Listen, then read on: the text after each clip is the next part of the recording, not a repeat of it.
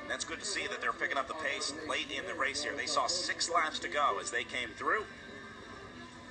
And heading into turn number 2 right now on the backside of the course. Again, we've been talking about the wind today. They're facing a headwind right now. It becomes a crosswind from their right side as they round this corner. But not too heavy, maybe 5-10 miles an hour, the wind out here. No real steady winds for these riders to worry about. And it feels like it might be shifting just a little bit. And that would be a significant shift if it moves 90 degrees. That means they're going to be facing a headwind on the back side of the course. We'll have a chance to chat with some of these riders after they wrap up their race. We'll get a full wind report for you. And a little solo move going off the front here. You see the rider resting his forearms on the top of the bars there, trying to get into that aerodynamic position, just trying to minimize that drag, doing anything he can to gain an advantage. He knows that he's doing more work than the other guys back in the field. So he's got to do his best to try and get low and aero. 5 laps to go now on the counter as our Sunny King pace car rolls through the line.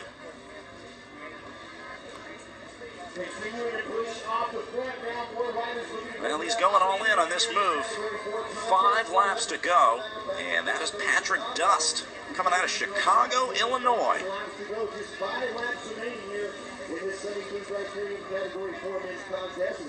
So the Midwest represented on the front right now with Mr. Dust.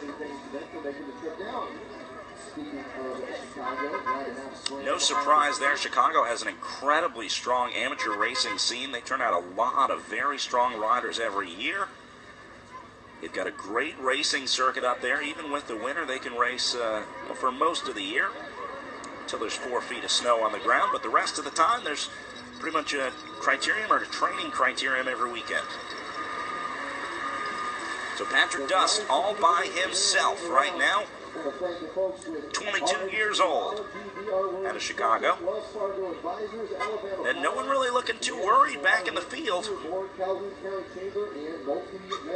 But no reason to be worried quite yet. They're going to be seeing 4 laps to go when they come around. Plenty of time to organize a chase effort. But Dust might be able to catch him off guard here if these guys let him go too far.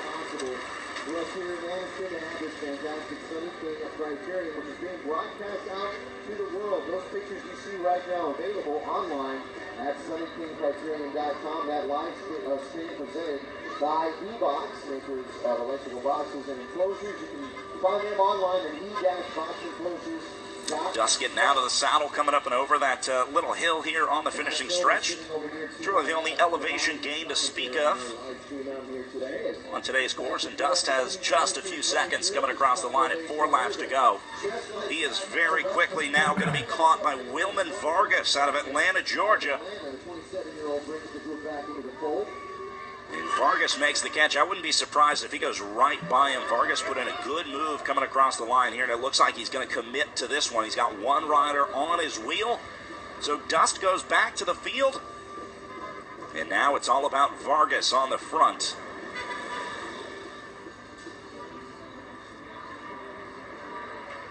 And we'll see if Vargas is going to get any help from his breakaway companion out there right now. See if he's able and willing to pull through. A lot of times guys will move over to the side and say, hey, come on through, and then the guy that's riding behind him says, look, I just don't have it in my legs. I'm lucky to be up here with you, but no way I'm going to be able to take a pull. But looks like this rider's got it in him today.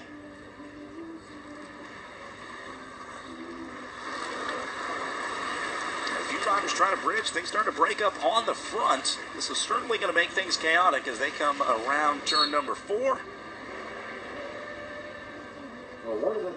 And they're going to be joined by some riders by the time they make it here to the line. Wouldn't be surprised if this group got caught on the way up this little incline. But they're seeing 3 laps to go. 4 guys clear with a little bit of a gap behind them. And just not a real concerted effort among those 4 as Vargas once again leads through. So you can see the effort that Vargas is putting in. You can read it on his face.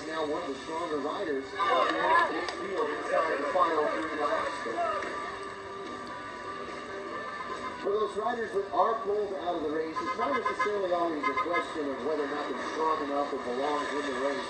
Something to keep in mind, 49 riders in this competition itself out here. I want to give a shout out to our friends at the Marks Bernsdorf cycling team.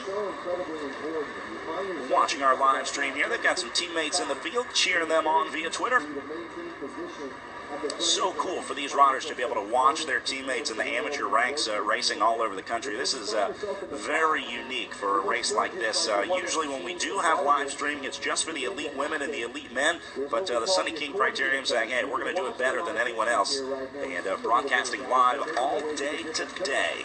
So welcome to all the clubs out there watching the racing. They're having to brake just that much harder. They're not able to carry as much speed into the turn, and as a result, they have to work that much harder to get back on pace with the front end of the bike race. Those riders that are in the top 10 to 15 spots, they're able to carry almost maximum speed. So now this is 2 laps to go as they approach the finish line. Group all back together.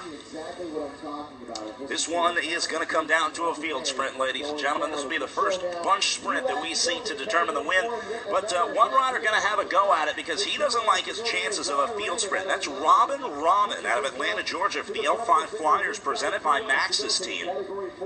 Now Rahman right now is saying, look, I don't like my chances in a field sprint. There's no way I'm going to beat this big group of guys if we have to sprint to the line. So I might as well try a breakaway. That's his best bet at getting a win today. He knows his strengths. He knows his weaknesses. And he's saying, I don't want to try and sprint this one out. So I'm going to do everything that I can to try and get away and stay away in these final laps. He's going to take a few riders with him. And it might just be enough. It might be enough to catch these guys off guard, although there are a lot of very hungry riders behind what is now a group of 3 off the front of this field, just barely dangling with a lap and a half to go.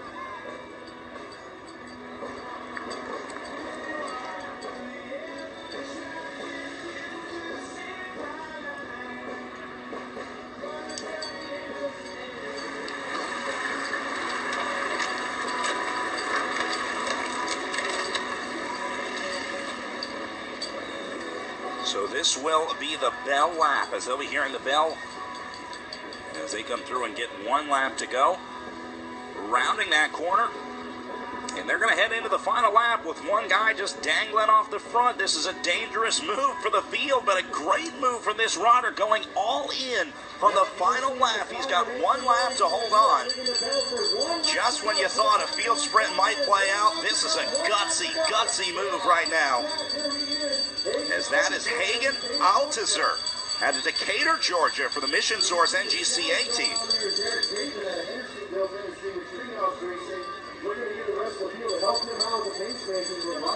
Well, Altizer is all in on this move right now. He's only got 1 hand to play, and he's laying all his cards on the table right now. Half lap to go for the Georgia rider. This will be an ultimate upset if he is able to get away and stay away. Unbelievable that the field let Altizer go this late in the race.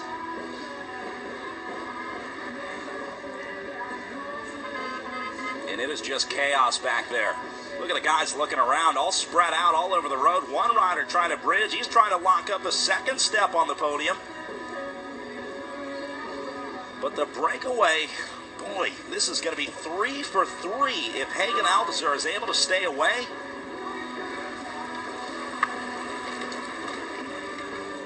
And there he is onto the finishing stretch, rounds the final corner. The field not even in sight. I think he's going to do it, ladies and gentlemen. What an amazing final lap from Haegan Altizer out of Decatur, Georgia for the Mission Source NGCA team as he climbs the final incline. The field fighting behind him, but Altizer will hold on to take our Category 4 men's race. Now the field sprint coming behind him as it's going to be second and third. It's going to go 29 and 32 with Mike Flowers being followed by Scott Schlapman. Schlapman we saw racing earlier in the Masters race.